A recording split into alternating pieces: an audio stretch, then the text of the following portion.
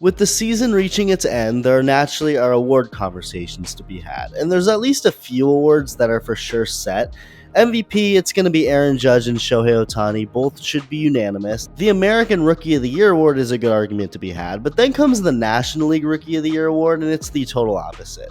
There shouldn't be a conversation, but naturally people like to argue, they like to pick the player that's on their team, and it's all understandable. I get it, but this year's National League Rookie of the Year doesn't deserve to just win the award, but also deserves to get the Judge and Ohtani treatment and unanimously winning it. There's no question, and I'm of course talking about Paul Skenes. Really quick, if you're breathing, like the video and subscribe if you haven't yet, or just wait to see if you enjoy the video and then make a decision. That works too. Now, I hate any notion that the other Rookie of the Year candidates are getting disrespected. They're not at all, which is why I want to highlight what each candidate has done. Shota Imanaga doesn't really feel like a rookie, and that's because he's not fully one considering he's 31 years old and pitched at the highest level in Japan for years before pulling in Eddie Murphy and coming to America, but he's still a rookie, and there is absolutely nothing more to ask from him if you're the Cubs. He quickly became one of my favorite players in all of baseball, purely off his vibes. He's so wholesome and just has a good vibe. Oh, and he's also an incredible pitcher. Keyword.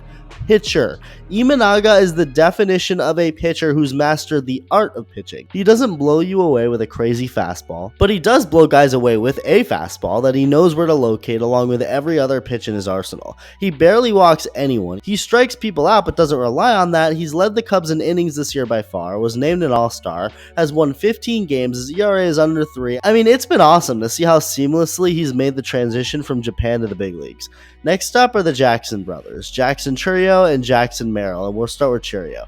Chourio has been great for a guy who's not even legally able to drink yet. After struggling for the first couple months pretty badly, he quickly adjusted and has been one of baseball's best hitters since. He's got a promising future on a winning Brewers team, and same goes for Jackson Merrill, a promising future on a good Padres team. A 21-year-old who's played almost every game this year for the Padres, and not only has he been really good in basically every way you can be good as a hitter, but he's also been the most clutch player in baseball this year, and it's not even close.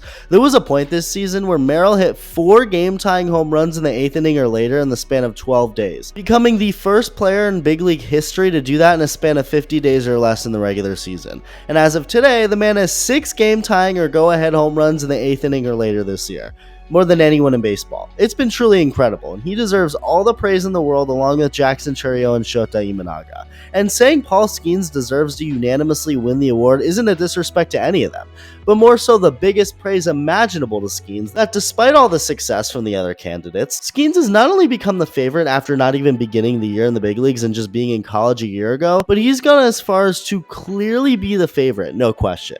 What the other guys have done is incredible, obviously, but what Paul Skenes has done this year is beyond historic.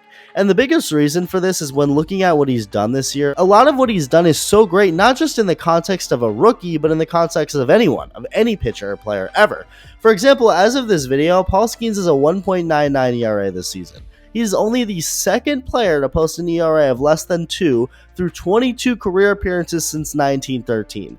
Not second rookie since 1913, second player, period. And the only pitcher to record a lower ERA than that over his first 22 appearances that were all starts, Steve Rogers in 1973 through 74. If Captain America is the only freaking guy who's done anything like this other than yourself, you're doing something right. I do think it's important to add the context that this man was literally in college a year ago and AAA to begin this year, yet nothing has changed since he entered the big leagues. Nothing. It's as if he's still in the minor leagues or college or Little League. Nobody can really figure him out. It's unbelievable. It's so rare to ever go to the big leagues this quick after getting drafted, let alone find success, let alone become the best pitcher in the league, which yes, I'm going to make that claim.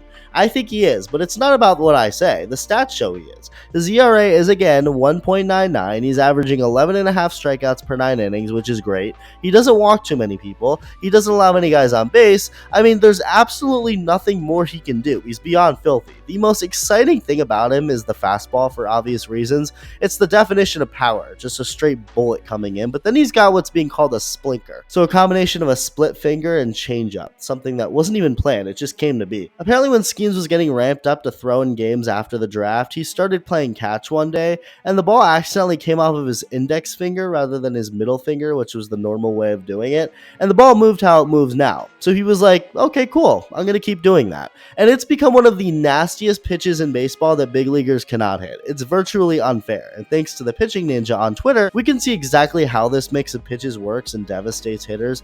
I mean, look at this. These are all of his pitches at once and where they each end up. How anyone can figure out where it's going and then barrel it up on the fly is beyond me. But I guess it's also beyond the hitters too, considering how much Skenes has dominated them. Yeah, everyone in the Rookie of the Year conversation deserves their praise. They've all been so good. But saying Skenes is the obvious winner isn't disrespect, more so a testament to just how great he's been, to just how historic he's been. We're only a year in and Skenes is already on track to become a very rich man with the Dodgers or Yankees. Too soon? My bad, Pittsburgh. Let me know your thoughts and thank you for watching.